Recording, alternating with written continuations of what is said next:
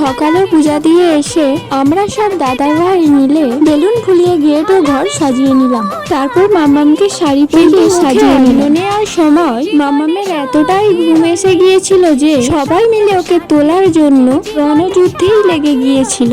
নানান রকম পদ্ধতিতে ওকে তুলে ওর মামা ওকে আশীর্বাদ করে মুখে অন্নপ্রসাদ দিল। এখানে বই, খাতা, পেন অনেক কিছুই দেয়া হয়েছিল। এই নিয়মটা করার পর একে একে সবাই আশীর্বাদ করে ওকে উপহার দিল। তারপর মাম্মাম ঘুমাতে চলে গেল। তারপর আমিও একটু শাড়ি পরে মাম্মামকে তুলে কয়েকটা ফটো ভিডিও করে তারপর খাওয়ার জন্য চলে গেলাম। এরা সবাই আমাদের ফেলে খেতে বসে গিয়েছিল আর আমরাও বসে পড়লাম খাবার জন্য। সবাই সবার পাতি থেকে লেবু কারাকারি করতে শুরু করে দিয়েছিল আর আমাদের মধ্যে সব থেকে বেশি খেয়েছিল এই মানুষটা।